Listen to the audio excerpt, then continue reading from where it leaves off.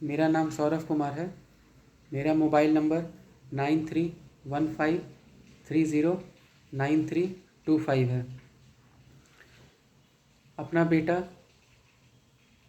अपने बेटे त्रिशान कुमार, मेरे बेटे का नाम त्रिशान कुमार है। अपने बेटे त्रिशान कुमार को लेकर मेरी स्ट्रगल अभी तक एज़ इट इज़ वैसी ही चल रही है। अभी तक कोई सॉल्यूशन निकला नहीं है, कुछ भी नहीं निकला है। और यहाँ तक कि मैं अपने बेटे के मिलने के जुनून के कारण जेल भी होके आया हूँ, क्योंकि लास्ट वीडियो में मैं बताया ही था कि मैं अपने बच्चे से मिलने के लिए नॉर्मली अपनी वाइफ के घर गया था और वो मुझे अटेम्प्ट टू मर्डर का एक झूठा FIR, जो धारा 307 के अंदर आता है, करके मुझे जेल भी भेजी थी। लेकिन फाइनली उसमें, क्योंकि झूठा FIR तो झूठा ही होता है, 1 महीने के अंदर अंदर मैं फाइनली उसमें बेल करके बाहर भी आया। पर वो 1 महीना मैं जिस मेंटल ट्रॉमा में बीता हूँ, मैं वो 1 महीना जिस मेंटल ट्रॉमा से गुजरा हूँ, वो सिर्फ मुझे पता है। और दूसरी बात है कि 1 महीना जेल में रहने के कारण मेरा बिज़नेस जो रनिंग कंडीशन में था, ई-कॉमर्स का बिज़नेस जो मेरा रनिंग कंडीशन में था, वो बंद भी हो चुका है। फाइनेंशियली, मेंटली काफ़ी प्रॉब्लम है, काफ़ी प्रॉब्लम में मैं चल रहा हूँ। अभी क्या बोलूँ मैं, मुझे एक चीज़ समझ में नहीं आता है कि कोई लेडी इस हद तक कैसे जा सकती है कि वो बच्चे से मिलने के कारण FIR करती है, गलत FIR करती है ना, अटेम्प्ट टू मर्डर का केस लगाती है अपने हस्बैंड के ऊपर और उसको जेल तक भेज देती है।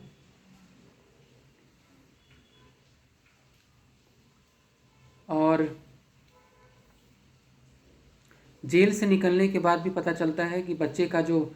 विजिटेशन का मैं पिटीशन लगा रखा हूँ, सेक्शन 9 के केस के अंदर एक बच्चे के विजिटेशन का पिटीशन है। सेक्शन 9 के केस के अंदर सेक्शन 26 HMA का एक एप्लीकेशन है, जो बच्चे से विजिटेशन का भी है और एक टेम्पररी कस्टडी का भी है, कि मेरे पास भी बच्चा रहना चाहिए, विजिटेशन तो मिलना चाहिए और साथ में मेरा ही बेटा है, मेरा ही बच्चा है, तो टेम्पररी कस्टडी भी मिलनी चाहिए कि कुछ टाइम, कुछ दिन वो मेरे पास भी रहे। अब इस केस का जो डेट था मेरे जेल से निकलने के बाद 9 इसी मंथ था, 9 तारीख को, एग्जैक्ट डेट जो है वो है 9 सितंबर 2024। आज है, 1 मिनट, आज है 16 सितंबर, आज है 16 सितंबर 2024। और जो डेट था बच्चे का विजिटेशन के लिए, लास्ट डेट कोर्ट में, डिस्ट्रिक्ट कोर्ट में, लोअर कोर्ट में, वो 9 सितंबर 2024 का था, जिसमें मैं और मेरे वकील बच्चे के विजिटेशन के लिए जज के सामने फ़ाइट कर रहे थे। और मेरी पत्नी मेघा कंदरे और उसके वकील, कोई नया वकील फिर से हायर की है वो, क्योंकि वो बार बार अपना वकील चेंज करते रहती है, तो उसके कोई नए वकील जो हैं वो बच्चे से विजिटेशन नहीं मिलने के लिए बहस किए थे 9 सितंबर 2024 को। मैं बच्चे से विजिटेशन मांग रहा हूँ या टेम्पररी कस्टडी मांग रहा हूँ बस इसलिए क्योंकि बच्चा मेरा है, मैं बच्चे का बाप हूँ। अगर वो माँ के पास रह रहा है तो मेरा भी राइट बनता है अपने बच्चे से मिलने का और उसको उसके साथ टाइम स्पेंड करने का, उसके साथ रहने का भी। तो मेरा फ़ाइट करना तो जेन्युइन है कि मैं अपने बच्चे के लिए फ़ाइट कर रहा हूँ। लेकिन एक चीज़ मुझे समझ में नहीं आती है कि कोई इंसान, कोई लेडी, कोई औरत इस हद तक कैसे गिर सकती है कि वो अपने वकील के साथ मिलकर जज के सामने बच्चे से विजिटेशन नहीं होने का या बच्चे का विजिटेशन मुझे नहीं मिलने के लिए फ़ाइट करे। मतलब वो और उसके वकील पूरा टाइम 9 सितंबर को इसी चीज़ में लगे हुए थे कि मैं उसको नुकसान पहुंचा सकता हूं, अपने बच्चे को नुकसान पहुंचा सकता हूं, या बच्चा मेरे साथ सेफ़ नहीं है, या मतलब कुछ भी ओजोल फोजोल चीज़ें। मतलब कोई कैसे सोच सकता है, मुझे समझ में नहीं आता है। या मैं उसको उसके साथ पास्ट में सही से नहीं रहा हूँ, तो ये सारे रीज़न हैं कि मुझे बच्चे का विजिटेशन तक नहीं मिलना चाहिए, मुझे बच्चे का से मिलना भी कोर्ट अलाउ ना करे। तो ये सब मुझे बहुत अजीब लगता है कि जब मैं वहाँ कोर्ट में खड़ा रहता हूँ और मैं अपने वकील के साथ और ये देखता हूँ कि सामने से वो और उसके वकील बच्चे से नहीं मिलने देने के लिए इतना कुछ करती है। मतलब सिर्फ आप समझ सकते हैं कि बच्चे से नहीं मिलने देने के लिए वो मुझे दूसरा गलत एफआईआर करके, जो अटेम्प्ट टू मर्डर का है, मुझे जेल तक भेजी, जिसमें मैं वहाँ से 1 महीने के अंदर अंदर बेल करके निकला क्योंकि मैं सही था, मैं गलत नहीं था। कोर्ट ने जज ने मुझे बेल ग्रांट किया और मैं बेल से निकला क्योंकि अटेम्प्ट टू मर्डर का ऐसा कुछ हुआ ही नहीं था। सारा जो साजिश था वो षड्यंत्र रचा गया था मेरी पत्नी की तरफ से और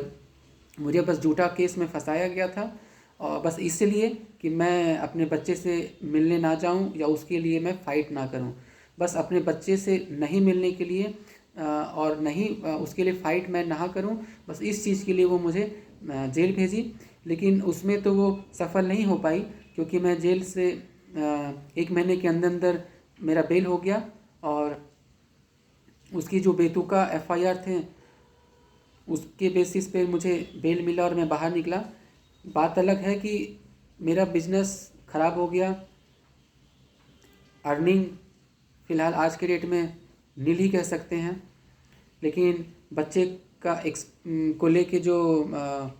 फ़ाइट है वो तो एज़ इट इज़ वैसे ही चल रहा है और बहुत ज़्यादा उलझता भी जा रहा है। पर थोड़ा अजीब लगता है कि जिस लड़की के साथ 11 साल में साथ में रहा हूँ और इधर 1 साल और हो गया, 1 साल से तो मैं साथ में नहीं हूँ, मोर देन 1 ईयर, और 11 साल में जिस लड़की के साथ रहा हूँ वो एक बेटा पैदा करने के बाद उसका माइंड ऐसे चेंज हो जाएगा कि वो अपने हस्बैंड, तो खैर मत बोलिए अब क्योंकि मैं तो उसका हस्बैंड तो हूँ ही नहीं, क्योंकि बहुत सारे वो केसेस करके रखी है और जो हस्बैंड समझती है वो हस्बैंड के ऊपर तो कोई भी लड़की ऐसा गलत एलिगेशन और 10 तरह के केसेस तो नहीं करती है। तो एक इंसान के नज़र से ही देखूं तो मुझे समझ में नहीं आता है कि कोई भी एक लड़की इतना कैसे गिर सकती है कि सामने वाले पर बस बच्चे से नहीं मिलने देने के लिए इतना अड़चन लगाती है। खैर यहाँ मेरी फ़ाइट शुरू से बच्चे को लेकर ही रही है। शुरू में मैं बहुत कोशिश किया कि मैं अपनी वाइफ के साथ रहूं, उसके साथ चीज़ें ठीक करूं या उसको किसी तरह से समझाऊं बुझाऊं और मैटर को सॉर्ट आउट करूं, पर अब मैटर तो बहुत ज़्यादा कॉम्प्लिकेटेड हो चुका है, तो सॉर्ट आउट का तो कुछ सॉल्यूशन बनता नहीं है और कुछ बेस भी नहीं है सॉर्ट आउट का। बस एटलीस्ट मैं इतना चाहता हूँ कि बच्चे को लेकर जो मेरा राइट है, चाहे उसका विजिटेशन को लेके जो राइट है या टेम्पररी कस्टडी या कस्टडी को लेके जो मेरा राइट है वो मुझे मिले। बस इस चीज़ के लिए एक मेरी फ़ाइट चल रही है जो मेरी हमेशा चलेगी, कभी बंद नहीं होगी। और अभी नेक्स्ट डेट जो बच्चे के विजिटेशन को लेकर है वो 23 सितंबर 2024 का है। बस ये है कि लास्ट डेट जो 9 सितंबर 2024 को कोर्ट में हुआ था, उसमें एक मुझे होप बनी थी कि शायद मेरे फेवर में बच्चे को लेके कुछ ऑर्डर पास हो और मुझे बच्चे का विजिटेशन मिले। अब मुझे नहीं पता कि ये किस टाइप का ऑर्डर हो सकता है, क्या ऑर्डर हो सकता है, या रिजेक्शन का भी ऑर्डर हो सकता है, क्योंकि सीधा सा बात है कि मैं बच्चे से मिलने के लिए फ़ाइट कर रहा हूँ और मेरी जो अपोजिट पार्टी मेरी वाइफ है वो अपने वकील के साथ बच्चे से मुझे नहीं मिलने देने के लिए फ़ाइट कर रही है। पर जीत तो सच्चाई की ही होती है, बस इतना पता है मुझे कि जीत सच्चाई की होती है। मेरा इंटेंशन कभी बुरा नहीं रहा है। मेरा इंटेंशन शुरू से ये रहा है कि मेरा बच्चा है, मेरा बेटा है, मैं उससे मिलूं, मेरा राइट बनता है, मैं उसके साथ घूमूं फिरूं, टाइम स्पेंड करूं, क्योंकि मैं बहुत परेशान भी रहता हूं अपने बच्चे को लेके। क्योंकि सीधा सा बात है कि एक इंसान जो 1 साल से ऊपर हो चुका है, अपने बच्चे से अपने बेटे से मिलने के लिए इतना फाइट कर रहा हो, नहीं मिल पाता हो, बहुत मुश्किल से मिल पाता हो, या अब तो मिल ही नहीं पाता हो। आज की डेट में ऐसा सिचुएशन है कि मैं मिल ही नहीं पाता हूँ, या फ़ोन पे बात नहीं हो पाता है, नंबर ब्लॉक होता है, no video call, no calling, कुछ भी नहीं। तो आप समझ सकते हैं कि कैसा मैं फील करता हूँ। मेरे लिए ये कैसा सिचुएशन हो जाता है कि मैं अपनी पैदा किए हुए बेटे से नहीं मिल पाता हूँ, और सिर्फ नहीं मिलना तो है, लेकिन सामने वाले की तरफ से जो सो कॉल्ड वाइफ है मेरी, उसके तरफ से इतना अड़चन लगाया जा रहा है कि मुझे बच्चे से नहीं ही मिलने दिया जाना चाहिए। खैर, जीत सच्चाई की होती है, मुझे पूरा भरोसा है कि मुझे कुछ ना कुछ होगा। देखिए, लास्ट जो डेट था बच्चे के विजिटेशन को लेके, उसमें बस इतना तो मुझे पता है कि हाँ, कुछ ऑर्डर पास हो सकते हैं, पर अब वो किस टाइप के ऑर्डर हो सकता है कि बच्चे से नहीं मिलने देने का ऑर्डर हो, या बच्चे से नहीं मैं मिल पाऊँ, उसका कोई मतलब रिजेक्शन का ऑर्डर हो, या हो सकता है कि मेरे फेवर में कोई ऑर्डर पास हो बच्चे से मिलने का। तो या कब कब मैं मिल सकता हूँ, कितना मिल सकता हूँ, ये भी हो सकता है। तो एग्जैक्ट मुझे नहीं पता, बस इतना पता है कि हाँ, कुछ ऑर्डर पे बहसबाजी होनी है नेक्स्ट डेट में। अगर, क्योंकि कोर्ट का सिस्टम भी मुझे बहुत ज़्यादा समझ में नहीं आता है, क्योंकि बहुत बार ऐसा होता है कि नेक्स्ट डेट में ऐसा लगता है कि ये होगा और फिर नेक्स्ट डेट में ऐसा कुछ होता ही नहीं है, कुछ और हो जाता है, या नेक्स्ट डेट में कुछ सुनवाई नहीं होती है, क्योंकि कोर्ट का काम तो ऐसे ही चलता रहता है सालों साल सालों साल। तो फिर भी मैं अपने साइड से बस पॉजिटिव लेके चल रहा हूँ कि कुछ एटलीस्ट मेरे फेवर में कुछ बच्चे से मिलने का मुझे ऑर्डर पास हो, कि एटलीस्ट मैं अपने बच्चे से मिलने का मेरा एक स्टार्टिंग हो, मैं बच्चे से मिलने की एक सीढ़ी चढ़ूँ। उसके बाद फिर मैं सोचूंगा कि अब क्या करना है, कैसे करना है, मैं अपने बच्चे से ज़्यादा मिलने के लिए मुझे क्या करना है,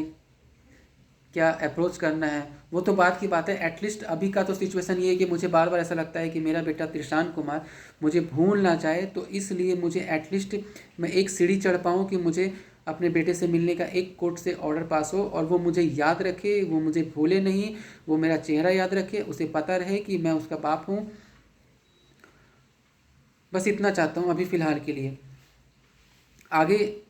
ऑर्डर पर डिपेंड करता है कि फिर नेक्स्ट स्टेप क्या लेना है, कैसे मिलना है, क्या क्या करना है, पर एटलीस्ट कुछ तो हो। क्योंकि मैं सही बताऊँ मैं बहुत बहुत ज़्यादा मेंटली मतलब परेशान रहता हूँ।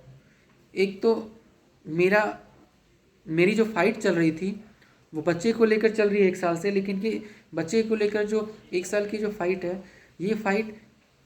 किस तरीके से गलत गलत ट्रैक में मेघा कंदवे ट्विस्ट कर रही है और किस तरीके से मुझे दूसरे चीज़ों में उलझा रही है, बस इसीलिए कि मैं अपने बच्चे के से मिलने का जो जुनून है या जो मेरा जोश है वो ख़त्म कर दूं, मैं उसे भूल जाऊं, या यहाँ से अभी भी मैं रांची में ही रह रहा हूँ, तो मैं बस उसकी कोशिश है कि मैं छोड़ छाड़ के किस तरह से मैं रांची से निकल जाऊं, वापस नोएडा चला जाऊं, या अपने बच्चे के लिए फ़ाइट करना बंद कर दूं। सबसे बड़ा उसका है कि मैं अपने बच्चे के लिए फ़ाइट करना बंद कर दूं और उसे मुझे बच्चे से ना मिलने दिया जाए, बस इस चीज़ के लिए वो पीछे लगे रहती है। तो बस यही चाहता हूँ कि एक लड़की, मैं बस यही बोलूँगा कि एक लड़की जो नोएडा से मेरे बेटे को आज से 1 साल पहले बस इसीलिए लेकर आई थी क्योंकि वो दूसरे लड़कों के साथ इन्वॉल्व थी, उसकी चैटिंग पकड़ी गई थी। वो 1 साल से मल्टीपल लड़कों के साथ, मैं नहीं बोलूँगा कि एक लड़कों के साथ, वो टिंडर डेटिंग साइट पे एक साथ एट ए टाइम मल्टीपल लड़कों के साथ आई है। वो यहाँ 1 साल पहले, उसकी चोरी पकड़ाई है 1 साल पहले, पर उसके 1 साल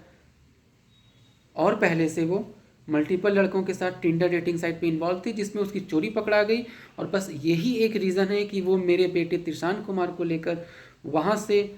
किसी भी हालत में नोएडा से निकली, यहाँ का अपने मायके में अपनी माँ के पास रह रही है।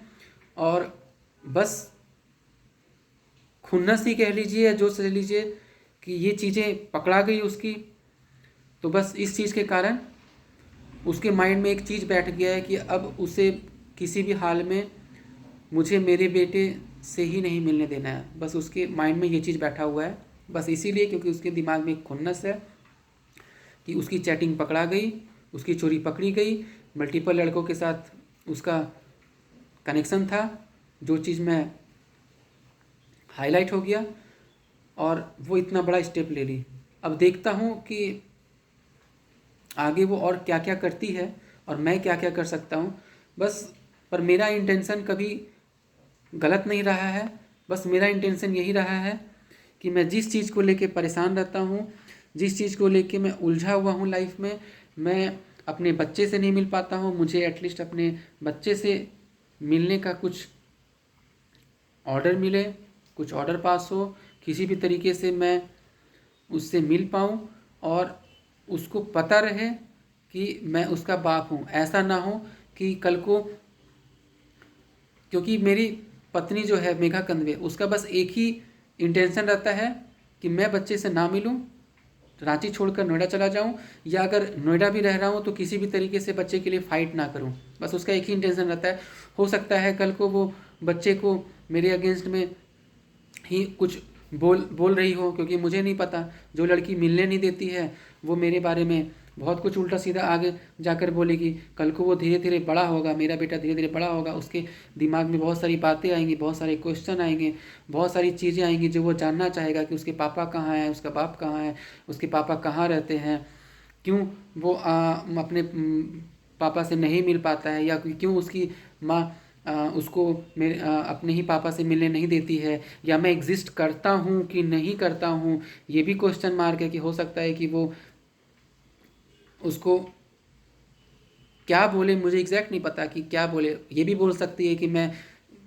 रांची में नहीं रहता हूँ, कहीं बाहर रहता हूँ, कहीं काम वाम करता हूँ, या कहीं दूर रहता हूँ, मिल नहीं पाता हूँ, आ नहीं पाता हूँ। ये भी बोल सकती है। या ये भी बोल सकती है कि मैं एग्जिस्ट नहीं करता हूँ लाइफ में, लाइफ मतलब मैं हूँ ही नहीं, जिंदा ही नहीं हूँ। ये भी हो सकता है, ये भी बोल सकती है, या कुछ भी बोल सकती है। ये भी बोल सकती है कि मैं बाहर रहता हूँ, काम करता हूँ। और पर बेटा, जब भी तुम बड़े होते हो, मैं बस इतना ही बोलूँगा कि मैं तुम्हारा पापा हूँ। तुम्हारे लिए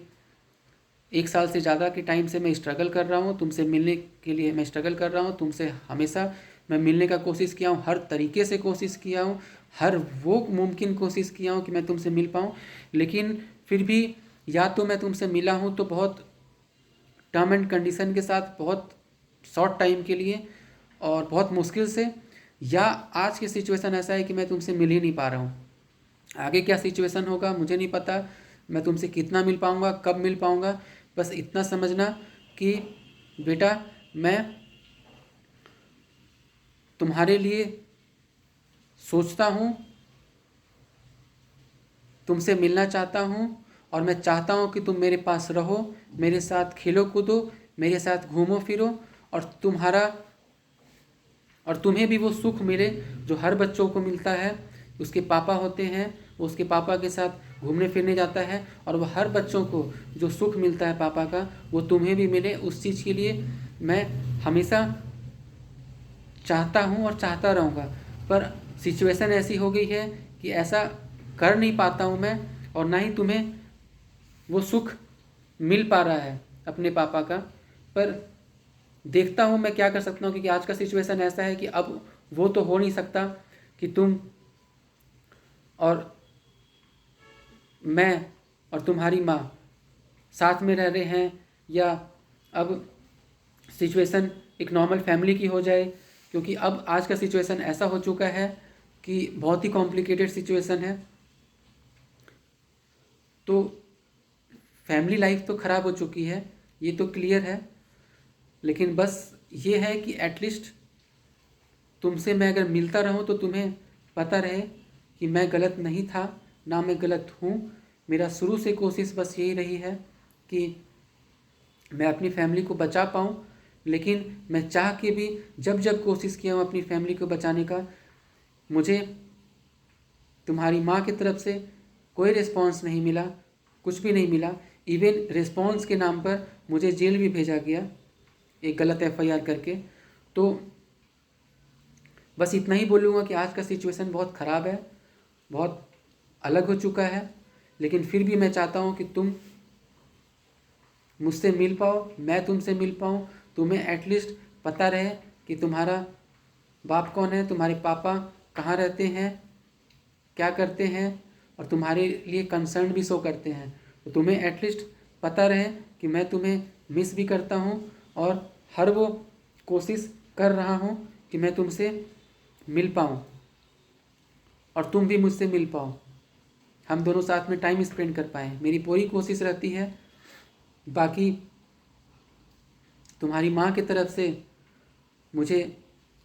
नहीं मिलने देने की कोशिश कर रही है, करने दो, देखते हैं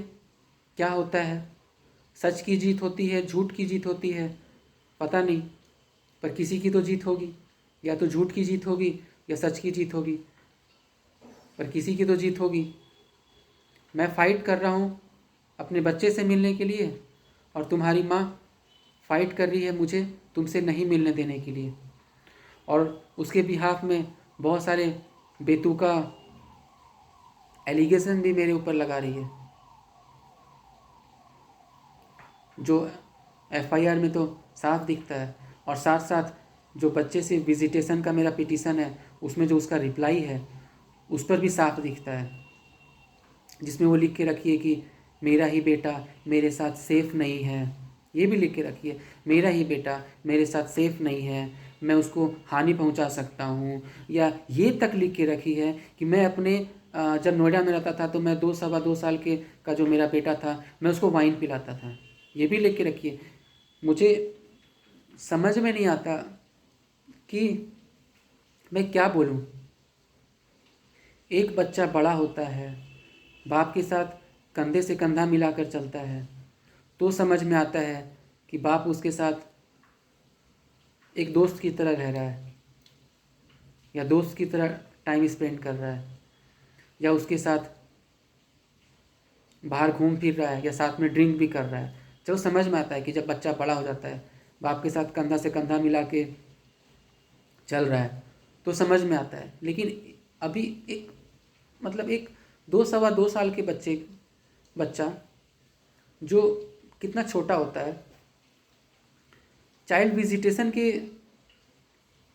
केस में, मेरे केस में जो उसका रिप्लाई रहा है, उसमें वो एलिगेशन तक डाल के रखी हुई है। मतलब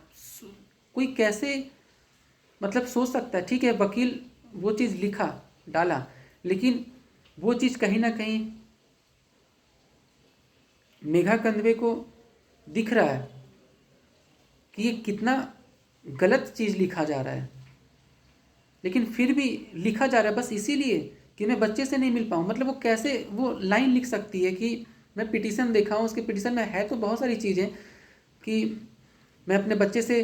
नहीं मिल पाऊँ, इसके लिए बहुत सारी चीज़ें, चलो ये सब चीज़ें हैं कि मैं बच्चे को नुकसान पहुँचा सकता हूँ, ये कर सकता हूँ, वो कर सकता हूँ, मतलब बहुत सारी चीज़ें समझ में आता है, वो भी बेतुका है। लेकिन ये लाइन उसमें मैं पढ़ा हूँ, ये तक उसमें लिखा हुआ है कि मैं अपने 2 सवा 2 साल के बच्चे को वाइन पिलाने का कोशिश करता हूँ। समझ में नहीं आता है कि हमारा समाज कहाँ जा रहा है,